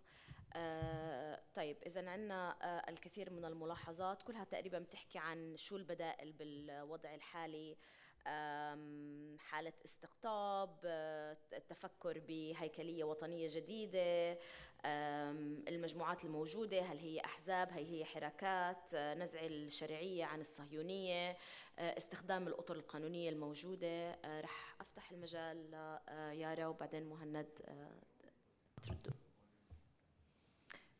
Thank you, Leif, for your question or comment. As you said, Dalhat was not a representative body of all Palestinian women. It did have initially quite high ambitions to be a decentralized umbrella for Palestinian decolonial feminists, but that never came to be. But Dalhat, as you said, was part of a series of youth movements that emerged over the last decade and a half. Many of the women were also previously involved in other movements that have been a part of the sort of, that have come from urban centers like Ramallah, Jerusalem, Haifa. And obviously also, you know, it's not a surprise that these movements have emerged and have also dissipated. And I think it's really important to ask ourselves why. Why are these movements not sustaining themselves? Why are they not able to continue? And perhaps there is something in it that movements are not political parties, and so they do miss that sort of structure, that political parties have. And so I think, of course, there are some examples where it's happened where movements have been able to sustain themselves outside of the sort of formal political party structure, but I think it's really difficult. And in this moment in time, the reality is that it's virtually impossible to establish a new Palestinian political party, regardless of whether you're in 48 or 67. And so in a way, the youth who are not affiliated with political parties have been forced to express themselves politically and organize themselves politically through these popular movements. So as you said, I don't think there is necessarily an answer to that comment or that question, but I think it's a really important thing to think about, is why these movements aren't able to sustain themselves, and what kind of possibility is there for a structure, a movement structure that can sort of withstand the test of time? Thank you for all the comments, and I agree with the analysis put forward by the speakers here. You know, so let me try to do it this way. We have tried everything. There's nothing that we haven't tried, and I always say that to people in the West that want to come to us. Have you tried this? We tried everything. Before you ask that question, we've tried it all. So the context is really stacked up against us. You know, opposing U.S. imperial designs, it's not easy. So we can't do it alone. We can't liberate ourselves by ourselves. I wish we could, but we can't. So we do need people. We do need people across the world to help us and to stand with us and to participate in us, not just morally support us, but materially support us through things like the withdrawal of participation. So where do we turn? I mean, we turn everywhere. We continue to go, whatever context Palestinians find themselves in, trust me, they're trying. We try in Canada, we try everywhere. But to me, in this context, in this world today, our best hope lies in the Global South. Now, the Global South is not a monolith. There's many states in the Global South that are acting against us. There are many people across the Global South who we've lost a connection with, who don't know our story anymore, who understand it through the American and Israeli lens. So we do have a lot of work to do in the Global South. But the reason I still turn there is because I find that there is a natural alliance of interests there at the bottom of our interaction, unlike our interaction with the West, whose underlying interest is in our oppression and in our genocide. This should be clear to everyone now, that even those in the West that think that this is tragic, they also at some level understand it's in their interests, and that they do generate enormous power and wealth for their countries through our genocide. There is widespread sentiment, I believe, in my reading of a Global South movements especially, but among day-to-day people as well, that they're fed up with neocolonialism and imperialism. They might not always use those terms, but you don't need people to use academic terms and to give you, sound like Fanon for them to be thinking those ways. Look at just West African states and their views on the French. Now, they're replacing the French with the Russians, there is widespread sentiments in many parts of the world that this international system is set up to benefit the West and the West only at their expense. The decolonization struggles of the 20th century have failed to achieve real decolonial liberation for the majority of the people in the Global South. This is starting to be reflected in some of the state discourse as well. Now, of course, scholars, as they should, and is probably right, some of those state officials are just, giving talk, but while still being complicit or acquiescent to U.S. imperialism. But eventually, these sentiments they can be cultivated. They can be nourished. And in that sort of rejuvenation process, I do think that we need to be very deliberate about placing the Palestinian struggle in with that sentiment. That's the sentiment that if it becomes the dominant one, will benefit us the most. So like I said, then we come to the big question of what do we do with the Palestinian Authority and that structure, because it has led to demobilization, as both of you, the three of you have pointed out, really, and Yara as well. To me, that was one of the most deadly strategies that the Israeli state has not deadly, that's the wrong word to use. One of the most effective, unfortunately, strategies of the Israeli state to defeat our cause is to create the PA. It led to demobilization almost immediately. It was intended, in my view, even if it wasn't consciously that way by some of its architects on the Israeli side, it was intended to stop precisely the kind of mobilization that we saw in the first Intifada. It's not a coincidence that the Israelis criminalized the popular committees during the first Intifada and feared it. Feared it more than the kids throwing the stones. Of course, that's not what the discourse they sent to the public in the West, but that was really what terrified them from the first Intifada, was the mass mobilization. This is what they didn't want to see happen again. And the PA was their move to do that, and unfortunately it has worked. So we now are contending with this structure that is designed to prevent us from the kind of mobilization that we need. Now, does that mean it's the death knell of that kind of mobilization? No. If you look at I go back to the 1930s was the first time we saw that kind of mass mobilization. They had popular committees that looked a lot like the Intifada. If someone is better than math at me, that's about 40 years, if I'm not mistaken, 40 years plus, where we didn't see mass mobilization like which we saw in the 30s, but re-emerge in the first Intifada. So we might have to wait another long way before something like that re-emerges. But it maintains its presence in Gaza. On grassroots levels, it still exists in Palestine. It's just not happening on the mass scale precisely because the PA prevents it.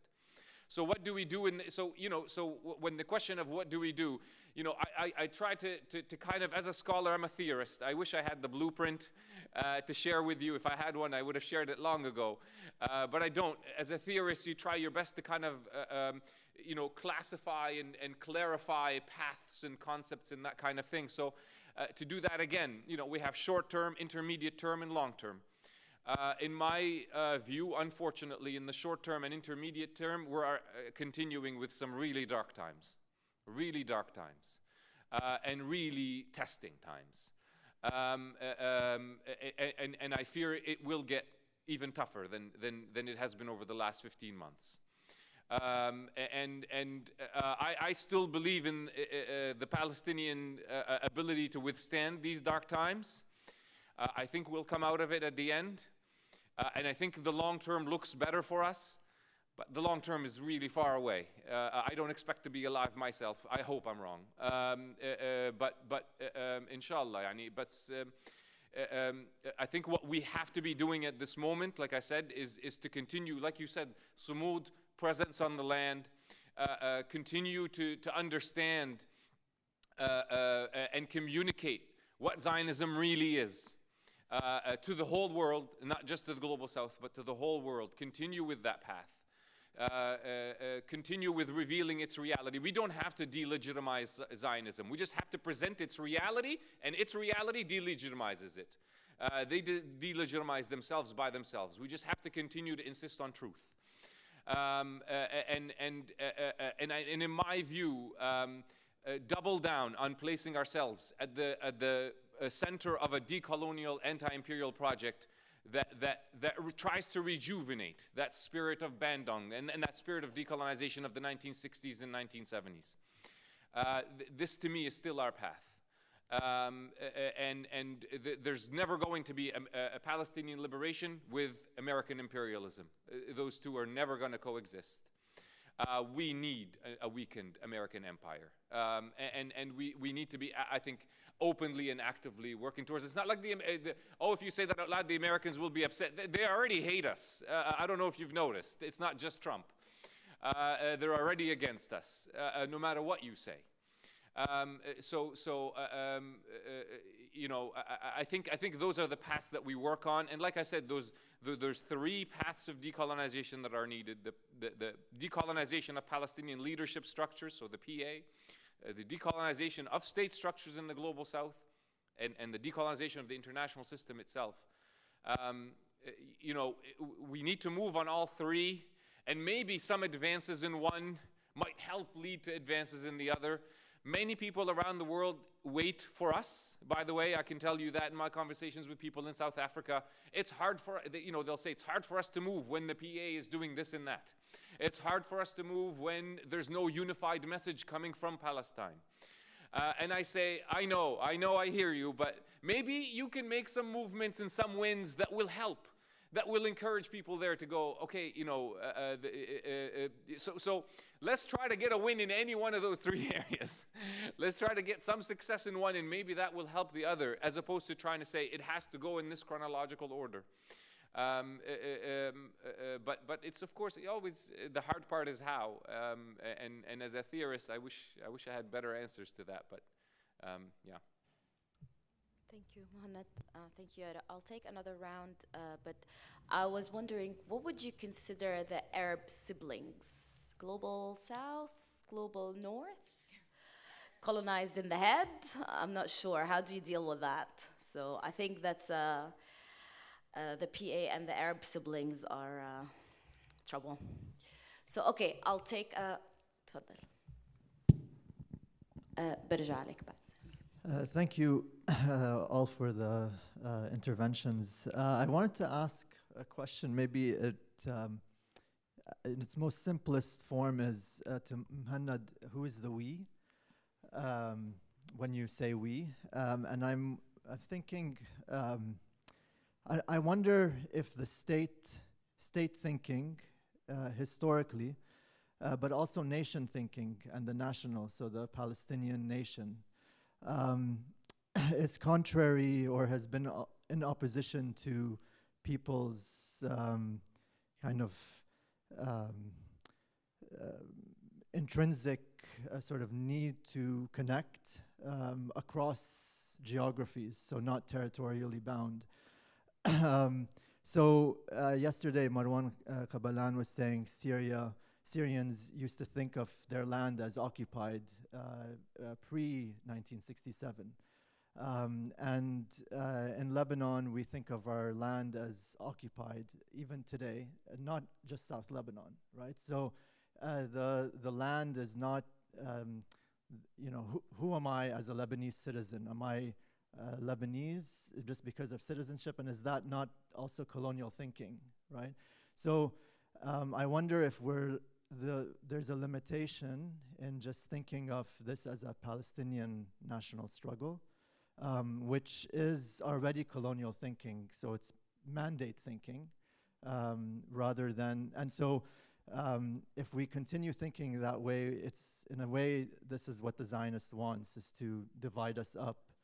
And if we think, you know, of course, when you think like that, they tell you the قومية السورية and so on, and there's like a bad kind of reputation of that. But, you know, at its core, there's something true about it, right? Regardless of how its implementation and its alliances through the years and so on. But yeah, so I guess the part of what you're touching on is also a question of that you didn't touch on, is who's the we, which goes back to Palestine. And then I wish Layla was here because she was talking about the Confederaliya.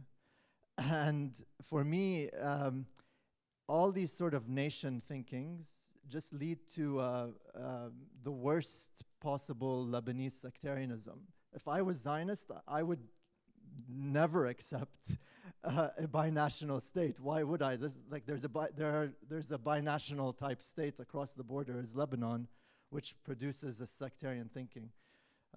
So yeah, just trying to think out loud with you. Thank you very much, Sami. تفضلي.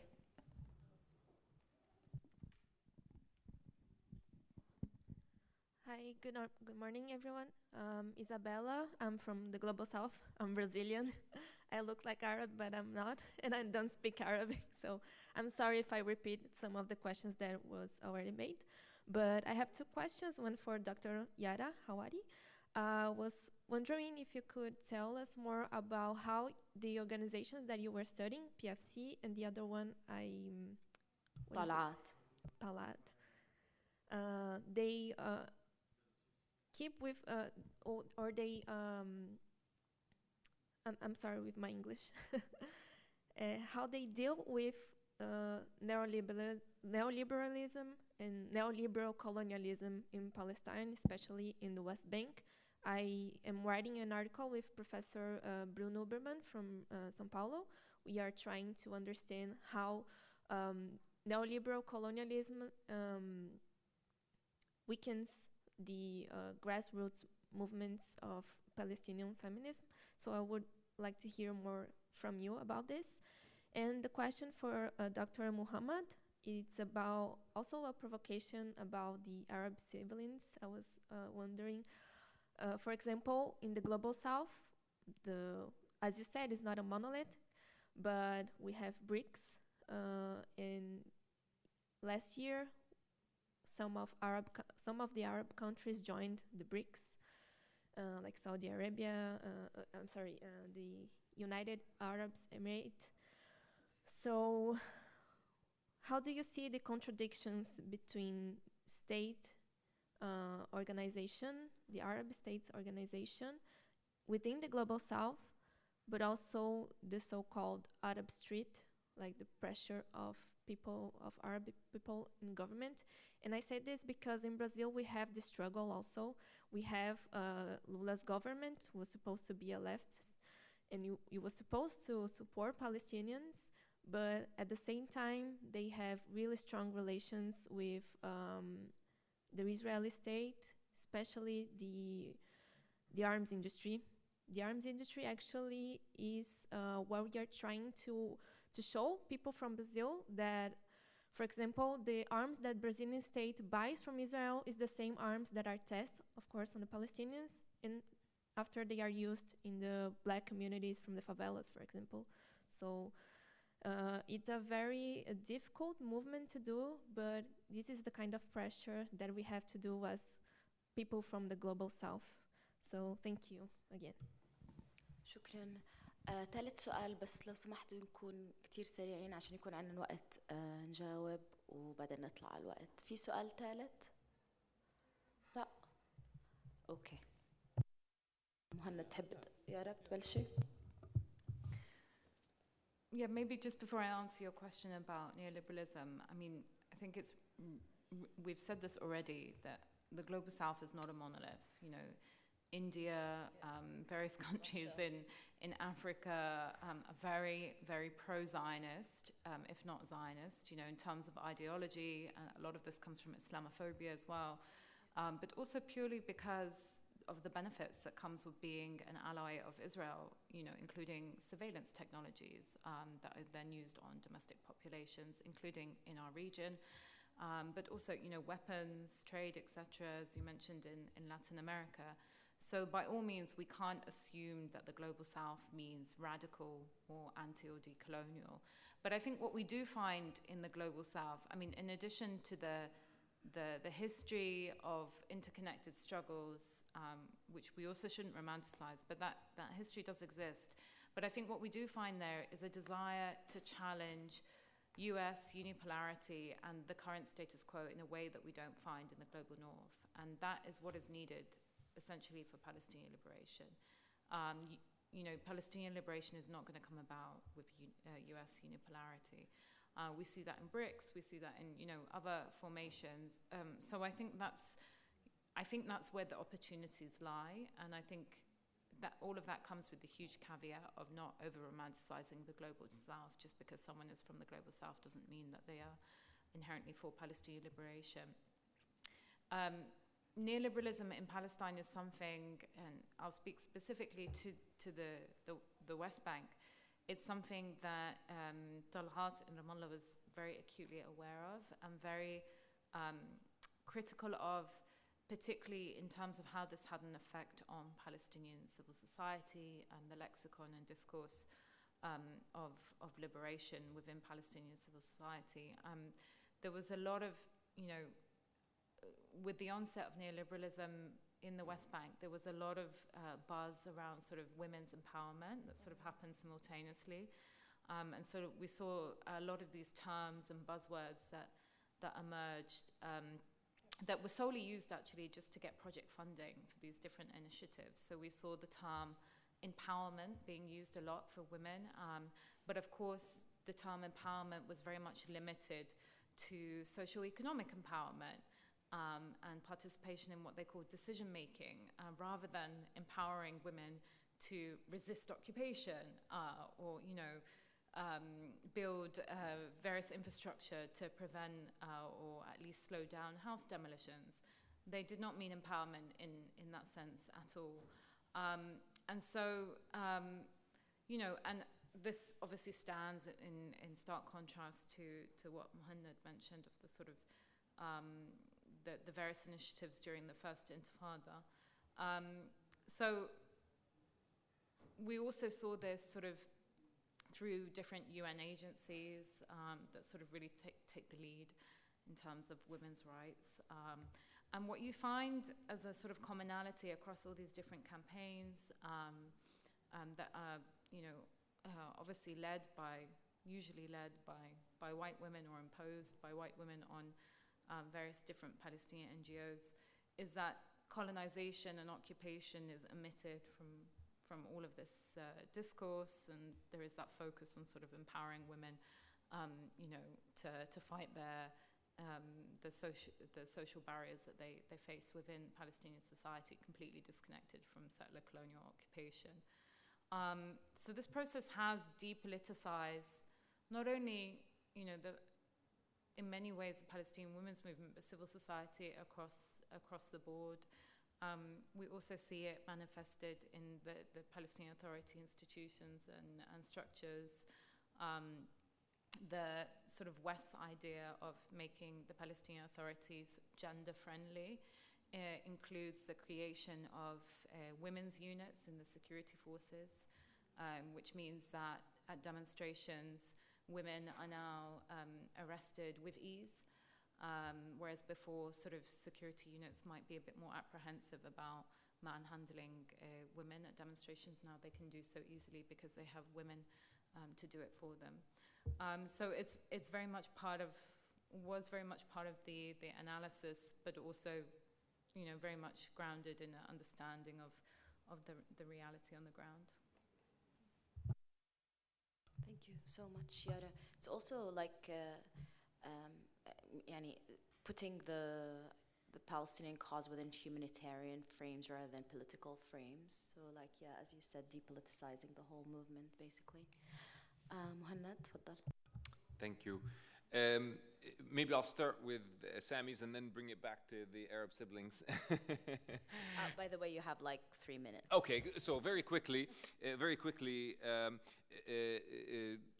the last few years, Hamid Dabashi and Mamdani both wrote 2 books on the critiques of the nation state. Mamdani says the problem is the nation, the state is fine. That's where the problem, you know, the monstrosity comes in, is the nation. And that's where colonialism is. Dabashi goes the complete other way and says the monstrosity is the state. The nation is actually a non-colonial form of belonging that exists before and beyond the colonial modernity, the kind of the nationalism that emerges in colonial modernity. I tend to find good insights from both. So to me, national thinking in itself can take on varied forms. One that would be more colonial, one that would be anti-colonial. You know, Fanon made it very clear. The anti-colonial national struggle should, to remain anti-colonial, should avoid the kind of nationalism, what Mamdani would later call conservative nationalism, that would reproduce colonial grammar and logic and so on. But that there has to be a sort of collectivity identity of the people engaged in their locality. But that they have to understand that that is part of a larger decolonial struggle against the project of European colonialism in general.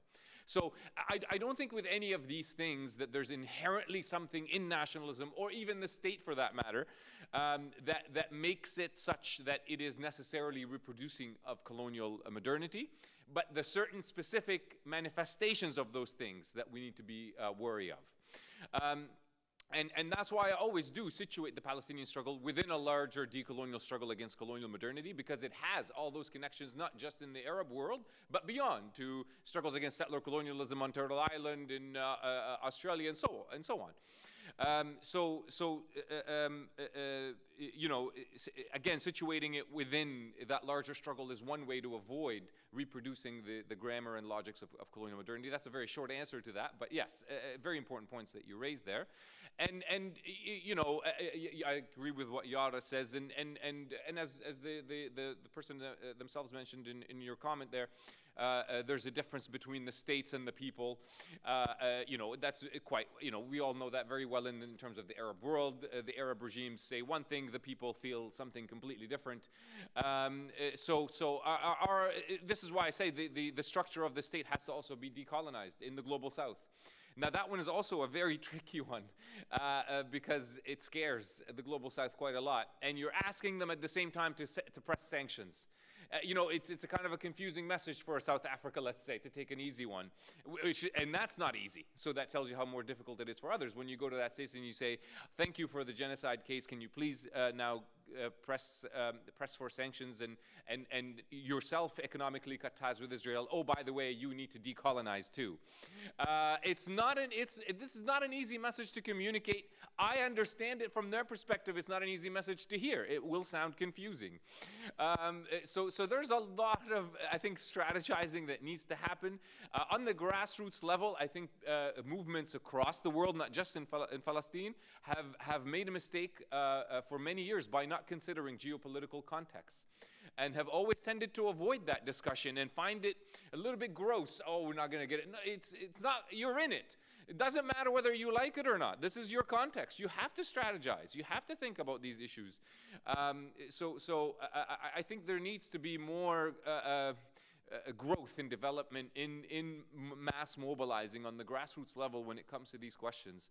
And there's many obstacles and difficulties that stand in the way of that, but we also have new means of organizing today that we didn't have access to 30, 40 years ago. Of course, you know, social media and information technology is always a double-edged sword, but it does open the road for different kinds of mobilization practices that I think, you know, it could be used in this kind of effort.